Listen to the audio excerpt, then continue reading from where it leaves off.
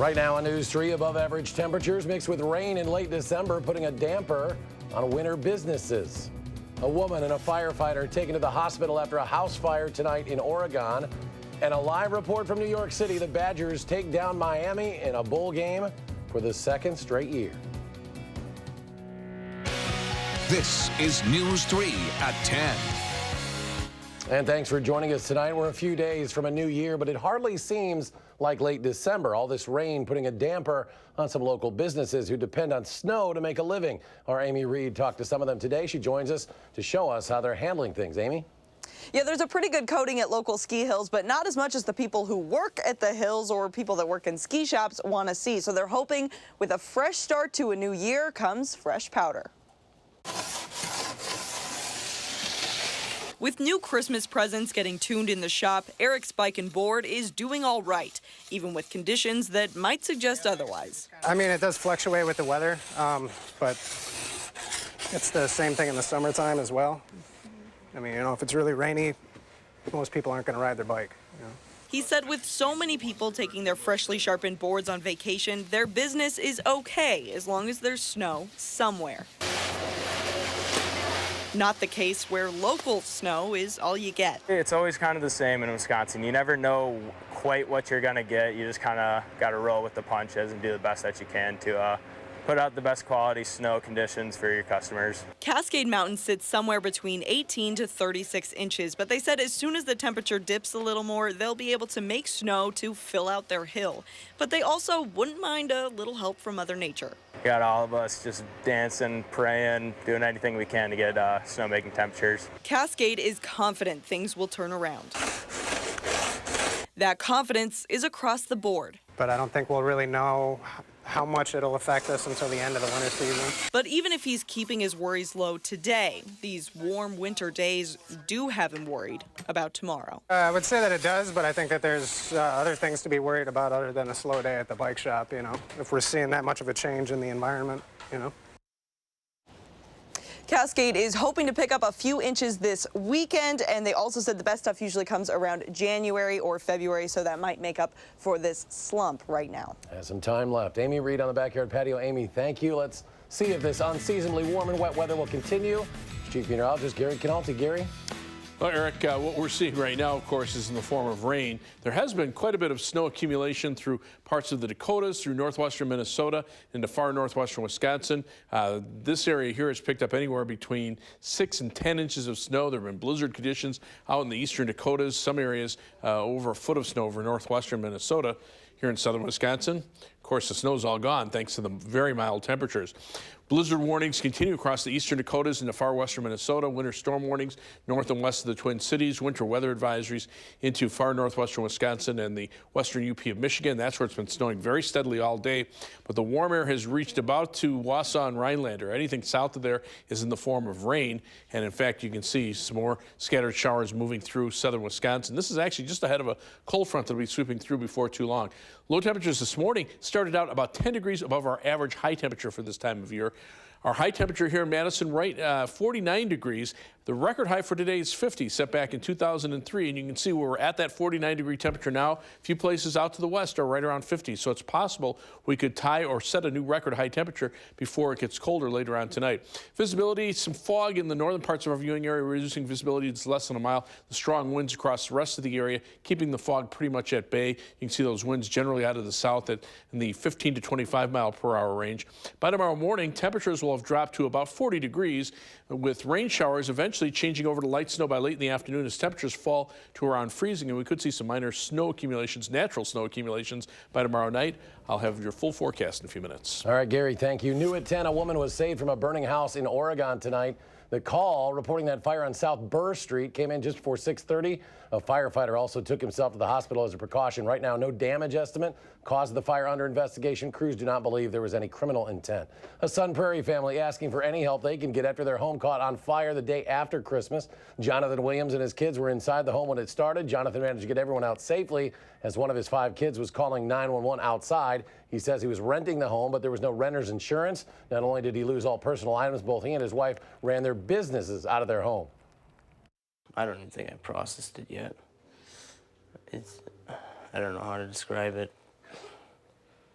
You know, it's like you don't have somewhere to go to. You know, we were in that house for 5 years, so built a life there.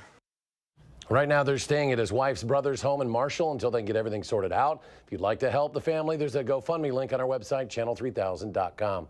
Badgers victorious in New York tonight, topping Miami for the second straight year in a bowl game. Melissa Kim was at today's Pinstripe Bowl, and she joins us live from New York inside Yankee Stadium. Melissa?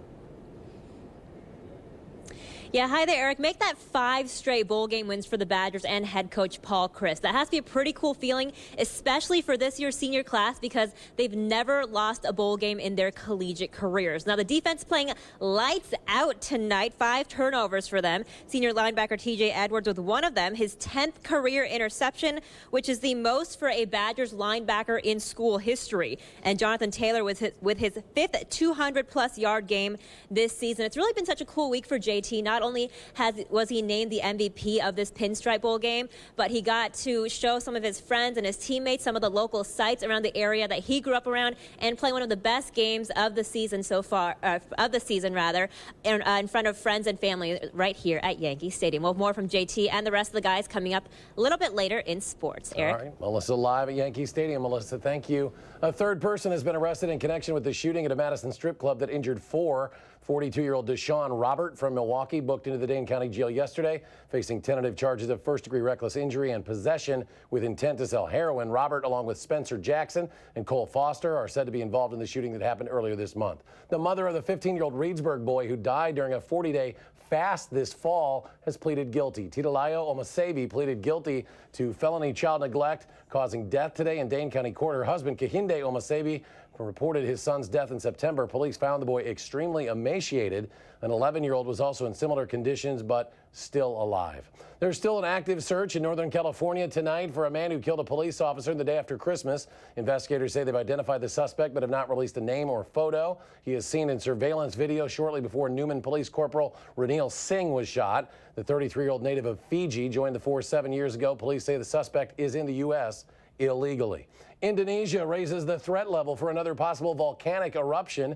Officials warn continued eruptions could trigger more tsunamis like the one over the weekend that killed more than 400 people. Thousands are being evacuated. Flights are being rerouted. Most Wisconsin bankers have concerns about the hemp industry. A survey from the Wisconsin Bankers Association shows 83% of its members say they will not actively help provide loans to hemp growers and processors. Most bankers say not enough is known about the crop or the revenue that would come with it. The Bankers Association encouraging farmers to provide as much information as possible if they do eventually decide to apply for loans. Airbnb hosts in Wisconsin made more than $40 million in 2018. Milwaukee, Dane, and Rock County all brought in thousands of visitors. Traditional hotels say they've grown along with Airbnb and that the increased numbers are a sign of a thriving economy. An industry critical to getting children started on the right foot is facing some big challenges. More than half of Wisconsin residents live in what's known as a child care desert. According to the Center for American Progress, that's an area with very few options for daycare providers. Our Madeline O'Neill joins us now with more. Maddie? Eric, the child care industry is facing a shortage of workers, including here in Wisconsin. Ruth Schmidt, the executive director of the Wisconsin Early Childhood Association, says there are a few reasons for that. One, the average wage for a child care worker with an associate's degree is $10 an hour, and the majority don't get health care benefits or paid time off. Two, when unemployment is down like it is now, child care workers are more likely to take on higher paying opportunities. Schmidt tells me because parents assume most of the cost of childcare, there's just not enough money in the industry to hang on to workers. We hear stories of childcare programs literally closing overnight and families left with no care for their kids, no ability to get to work the next day, all because it's incredibly hard right now to keep people in this field.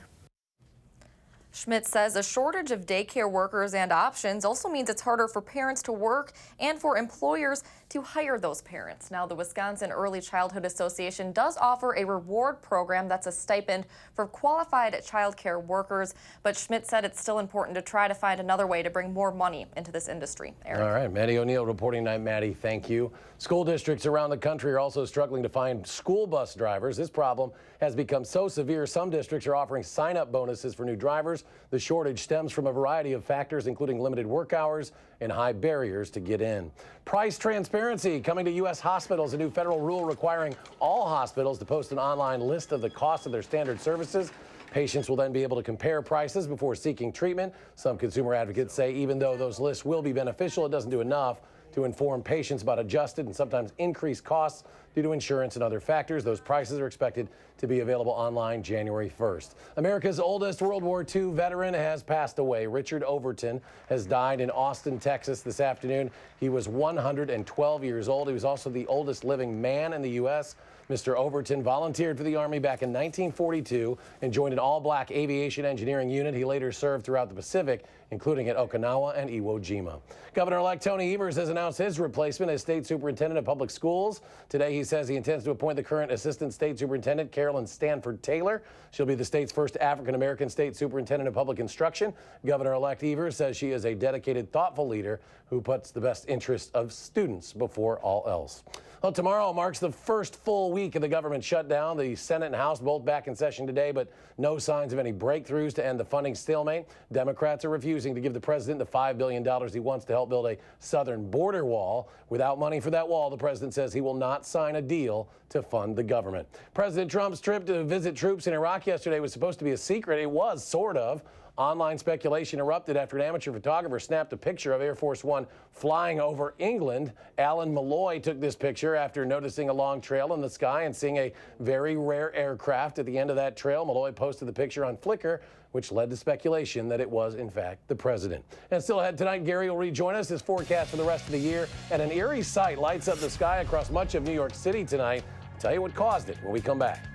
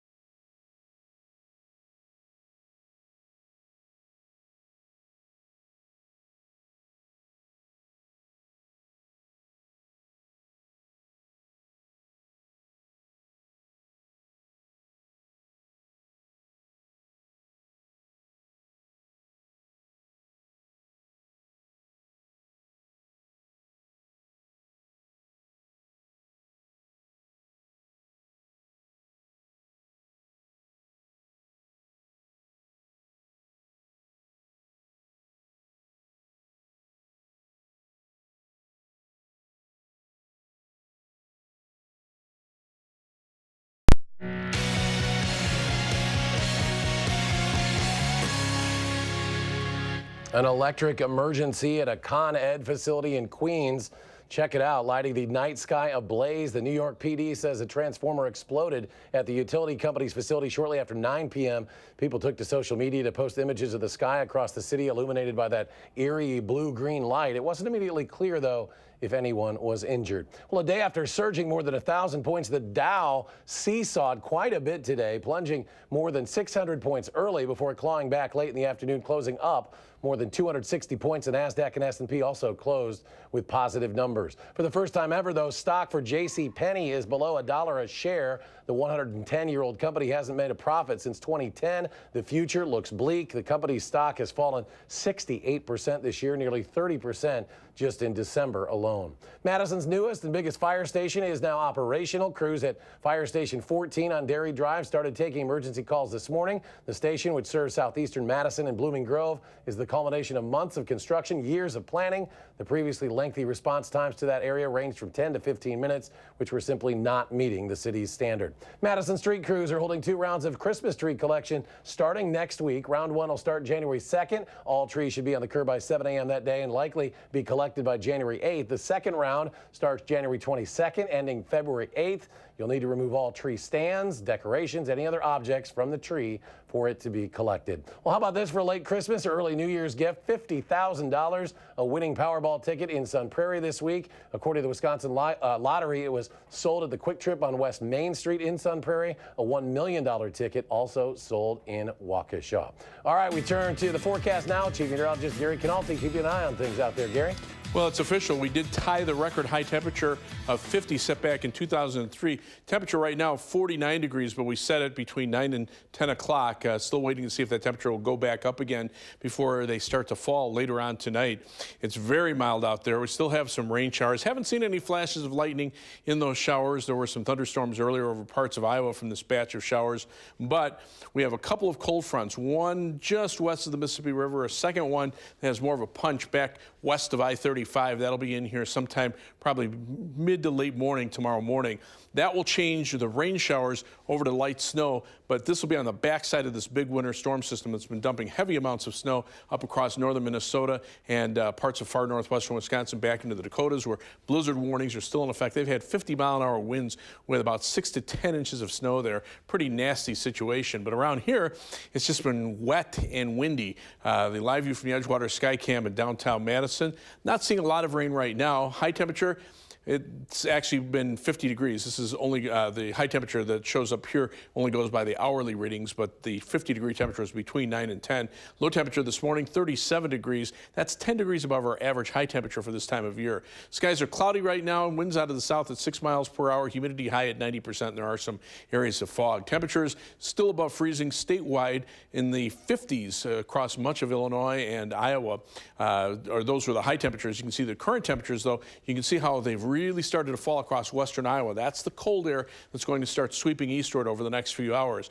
Right now, all of our precipitation in a liquid form, but as a storm system with a very powerful jet stream surrounding the base of it, now heading up northeastward into the Midwest, is driving this area of low pressure in western Iowa and will take it to our north and east. So the bulk of the heavier precipitation will stay just north and east of the path of the low, and that means by the time the cold front gets through, there'll just be a limited amount of precipitation with some light snow, but still might be enough to give us an inch or so of snow accumulation. Temperatures around 50 here, drop into the teens back across much of Nebraska and the Dakotas. And on future track, as those cold fronts move eastward, notice the rain showers changing over to light snow or flurries tomorrow afternoon into tomorrow evening. I think by early tomorrow morning, skies will already be clearing. See a pretty quiet weekend. It'll be cold on Saturday, but on Sunday, those winds become southwesterly again. And then as we head toward New Year's Eve, you can see a weather system from the south, another one from the northwest. This will bring another shot of cold air right in time for the new year. So our forecast for the overnight hours calls for a low temperature of 40 degrees by tomorrow morning as rain showers and fog give way to falling temperatures tomorrow, a high of 41 early, and then those showers changing over to light snow by late in the afternoon. Future track, off and on liquid rain tonight, but tomorrow that rain shower activity changes over to some light snow showers or flurries. Clears out of here tomorrow night, and then by early on Saturday morning, we're back to sunshine. Temperatures on Saturday, they're only topping out in the middle to upper 20s. Snowfall amounts from tomorrow night into the day on, or actually mainly late tomorrow afternoon, tomorrow night, probably around a ½ inch to an inch, mainly mainly to the north of Madison. 7 to 10 day forecast. You can see those temperatures go back up into the mid-30s as we head to the latter part of the old year. Right in time for the new year, we dropped to 21 for a high, and then you can see those temperatures go up and down a couple of times next week as we see periodic bouts of at least some colder air moving in from time to time. They'll be able to make some snow if we don't get any around here. All right, as we said, a lot of people would like to see a little of it, at least at some point. Gary, thank you. You're welcome. Jonathan Taylor and the Badgers run over Miami in the Pinstripe Bowl. A live report from Yankee Stadium ahead in sports.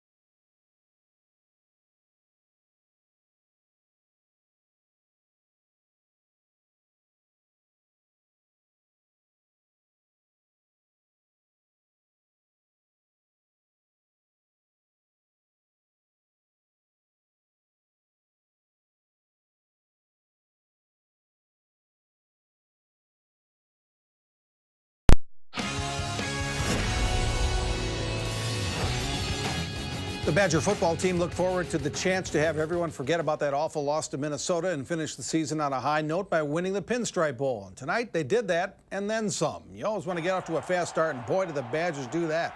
On Jack Cohn's first pass of the game, he hit Kendrick Pryor with a 35-yard score a little over 3 minutes into the game, 7-0 Wisconsin. That was just the beginning. The first pass by Miami quarterback Malik Rozier intercepted. Eric Burrell nearly took it in, but he set up the offense with a short field. That means it's easy pickings for Jonathan Taylor. He walks in from 7 yards out. Taylor rushes for 205 yards in that score. It's 14-0, 3.5 minutes in. Defense gets 5 takeaways, 4 interceptions, including that one by T.J. Edwards that kills the Miami drive in Wisconsin territory. Hey, I've got your turnover chain right here. And senior Alec Ingold caps off his Badger career doing what Alec Ingold does, scoring touchdowns. Wisconsin, Pinstripe Bowl champions. Final score, Wisconsin 35, Miami 3. Jonathan Taylor goes over 2,000 rushing yards for the season and over 4,000 for his young career. That's 5 straight bowl game wins for the Badgers. They finished the year 8-5. Their next game, August 31st, the season opener at South Florida. Melissa Kim was the only Madison TV reporter at the Pinstripe Bowl today, and she joins us live from Yankee Stadium. And Melissa, that was quite a show by the Badgers. Yeah, Jay, that was definitely a fun one to watch if you're a Badgers fan. We saw senior staples like Andrew Van Ginkel and TJ Edwards make some big plays on defense. And then we saw what could be the future for Wisconsin. Guys like Chris Orr and Jonathan Taylor making some pretty big plays on the offense. And they told me later on that their effort was really important today because they really want to send these seniors out with a win. It was tremendously important, especially coming off that loss, losing the Axe. That's not a taste you want to send your seniors off with. So it was imperative that we got them a win to leave them off with something that they could deal with. It's huge. That's what we wanted to end the season with. So yeah, everybody's very excited right now. We couldn't be happier. I was just playing with passion, man. You know, seeing Dakota that couldn't go and Ryan who couldn't go, you know, it just gave me that much more energy to keep playing and fighting for them and send them off the right way. Yeah, he's going to be a leader. He's going to be one of the best linebackers in the country next year. And I'm excited. You know, he's had a really tough road, and you know, we kind of started this thing together, and it's kind of cool that we finished it together. So it's something special, and he's really going to be something really great next year. Yeah, and TJ giving some props to Chris Orr there. TJ actually finishing his career with 10 interceptions. That's the most of any Badger linebacker in school history. And one quick note about center Tyler Biadasz. I asked him after the game if he was going to test the NFL waters or come back for his junior year. Jay, he says as of right now, he's not really sure. He's undecided at the moment. So stay tuned. All right, Melissa, great work out there. Thanks. Melissa Kim live at Yankee Stadium tonight. The Badger basketball teams get back to work after their holiday break. The women's team opens its Big Ten season tomorrow night at 8 at Minnesota. The Badger men play at Western Kentucky Saturday afternoon at 4:30. The Milwaukee Bucks start a 6-game homestand tonight against the New York Knicks. Giannis has another great night. 31 points, 14 rebounds, 8 assists, 4 block shots. Final score, Bucks 112, Knicks 96. And this week, the 10th annual Culver's Cup Hockey Tournament at Hartmeyer and Madison Ice Arenas. The Metro Lynx girls against Northland Pines. That's an opening round match this afternoon. The Lynx' Ava Downing shot is stopped, but Abby Alborn is there for the rebound. Sierra Berg has a hat trick. Metro Lynx 8, Northland Pines 1. And we'll be right back.